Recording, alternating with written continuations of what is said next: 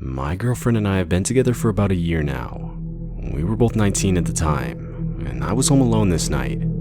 If I remember correctly, it was a Wednesday when she texted me asking me to do her a favor. Now, she had a younger brother, Dustin, who was 10, and at the time her parents were out of town. She asked me if I could bring Dustin to his baseball game and drive him back afterwards, as she was swarmed with homework, and she said she couldn't find time to do it herself.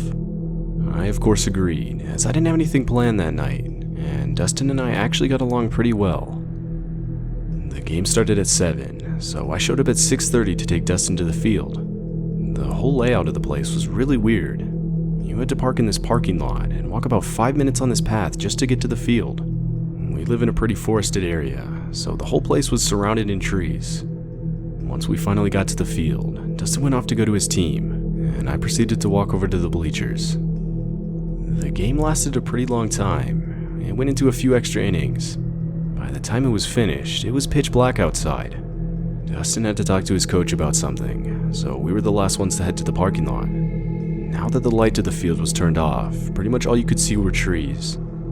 If I'm being honest, it was a pretty creepy setting, but we started to head back. As we were walking back, a notification popped up on my phone. It was my girlfriend asking where we were. I responded saying the game lasted a while, but we were now heading back to the parking lot. As we kept walking down the path, Dustin stopped me. He pointed in front of us and said, "Dude, do you see that?" I stopped. It was insanely dark, but I squinted. I saw the outline of a figure standing in the distance. As my eyes focused, I noticed the dude walk off the path into the trees, though I pretended not to see it, as I didn't want to freak Dustin out. I just told him I didn't see anything. So we kept walking. As we passed the part where the figure was, I could swear I heard rustling in the trees next to us. I didn't say anything, and we just kept walking. About a minute later, we made it to the car. I reached in my pocket to grab my keys, but I felt nothing. My heart dropped, realizing that they had probably fallen out of my pocket when I sat down on the bleachers. I thought about going back for them, when Dustin once again pointed out that he saw some figure on the path. At that point, I realized going back for them wasn't an option. Whoever that figure was really disturbed me. I mean, it was insanely late on a Wednesday night. Who would just sit in the middle of the forest? We both agreed it was best to just walk home, as it was only like a 15-minute walk. I'd just worry about finding my car keys in the morning. So we started walking. It was on a straight stretch of neighborhood roads with a decent amount of streetlights. I looked back, and that's when I saw the figure again. This time, since there was more light, I could tell it was a dude, maybe mid-30s. He was just standing there underneath one of the streetlights, looking up at it. He was playing with something in his hands. I looked closer and realized it was a knife. We were both extremely disturbed at that point, though we kept walking, checking behind us constantly. I noticed the guy seemed to be moving to a new streetlight whenever I turned around. Initially, I thought it was my eyes playing tricks on me, but I started counting them and realized 5 streetlights behind us had quickly turned to 3. I could hear the guy started faintly making groaning sounds. I was absolutely terrified. We picked up the pace a bit and turned a corner. We were now on the last stretch of street before we got to my girlfriend's house. That's when we heard heavy footsteps charging down the path behind us. The guy was literally now running towards us. We immediately broke into a sprint, and once we got to my girlfriend's house, we crouched down behind a bush in the front yard. I spammed her phone with messages to open the front door. About a minute later, I heard the door start to open, and me and Dustin booked it inside. I immediately went to the window facing the street, and we saw the guy. The guy was now in the middle of the street, just circling around. He was still groaning. I could tell he still had that knife in his hand. He started kicking people's trash bins over. We called the police immediately, but of course, he was gone by the time they arrived, and as far as I know, they never found him. I had to have my girlfriend bring me home, and on the way I told her everything.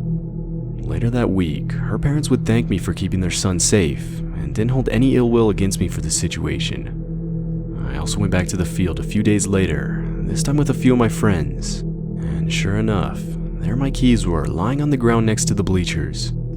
Overall, the whole situation was insanely terrifying. Whoever was following us that night clearly wasn't in their right mind.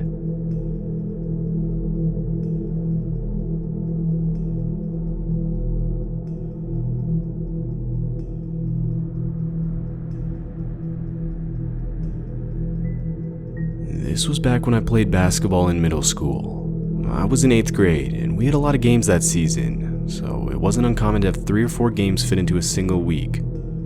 It was a Monday, and we had a home game against one of our rival schools at 8 that night.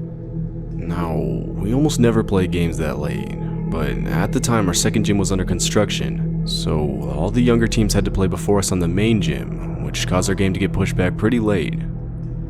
I remember the score was close pretty much the whole game, though we lost after giving up a decent lead in the last few minutes. We all headed to the locker room to get our stuff, which was in the basement of the building. As I opened my locker, my coach called me to his office, so I followed him to another part of the basement. He wanted to talk to me about my plans for pursuing basketball in high school, and just some general stuff like that. We talked for around 10 minutes, and when we were done, I realized everyone else had left. We were the only ones in the basement at that point.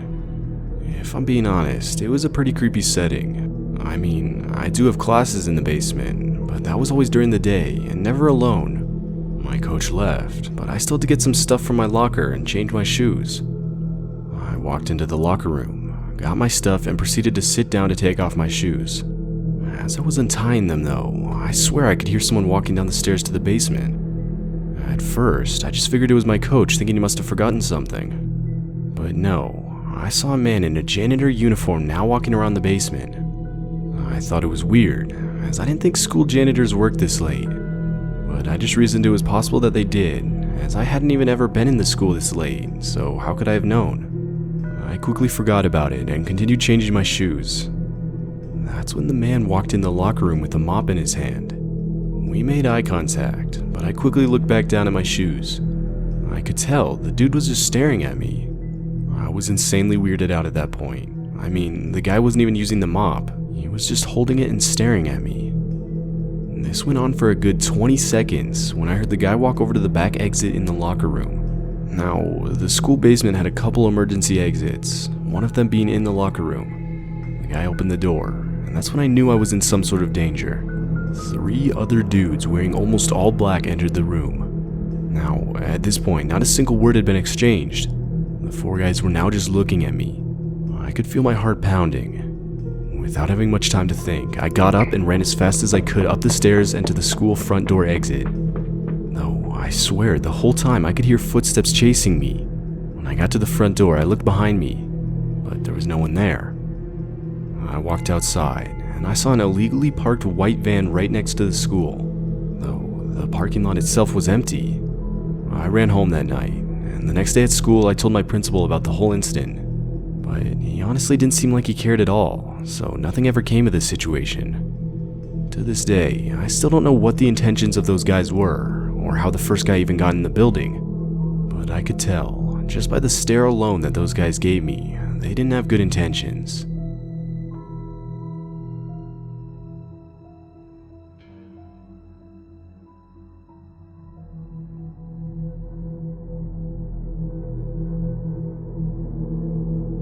I live in a small town. It was a Friday night, and every Friday, me and my younger brother would go to a nearby elementary school soccer field to play soccer with some of our friends. My brother was 10, and I was 12. Our parents weren't that strict, and for whatever reason, the school would leave their field lights on at night, so we would always play at night. I remember it was around 8 at night when me and my younger brother made the half-mile walk to the field. The route we took was pretty remote. Anyway, we showed up, met our friends, and messed around for about an hour. That's when I noticed a car show up and pull up into the school parking lot. I thought it was weird, but didn't mention it to anyone. We continued with our game, though the whole time I would constantly glance back at the car. It was just sitting there with its headlights on. That's when I noticed a man get out and walk up to some bleachers near the field. He sat down and was now just watching all of us. My friends, who were now aware of the guy, pointed him out, saying how weird it was. We tried to keep playing, but honestly we couldn't, knowing some stranger was watching us. We all agreed to cut the game short and just walk home, as most of us felt pretty uncomfortable. So we did. Me and my brother headed off back towards home. We were walking for a while, and I quickly glanced behind us. I noticed the guy stood up. No, we just continued our walk. Up ahead of us was an unlit dirt road that continued for a good part of the trip. I I looked behind us again, and that's when I saw the dude now walking in our direction. I panicked, but quickly figured he could have been just walking back to his car, as it was in the same direction. But that hope was quickly shot down as I noticed the guy walk right past his car. At that point, I was almost certain he was following us. I noticed my brother knew something was wrong looking at my expression. Now, the dirt road we were on went through a forest. It had a curve at the start of it. Once we got to the curve, I looked back and noticed that for this little section of the path, we were out of the guy's sight. Thinking fast, I pulled my brother into the woods and we ducked down behind some bushes. A few seconds passed until we could see the man's shadow coming down the road. He walked past us, but then realizing we were no longer in front of him, he turned back around. I was now 100% certain this guy was following us. My heart was racing, but I tried to keep as quiet as possible. After a few minutes of searching, the man didn't find us, and finally gave up, continuing forward on the path. We stayed in the forest for a while before getting the courage to come out. We walked the rest of the way home with no problems, though the next time I saw my friends at school, I told them what happened.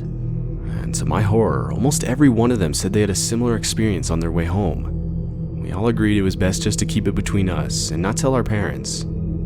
Thinking back to that situation still gives me chills to this day. I don't like to think what that guy's intentions were that night.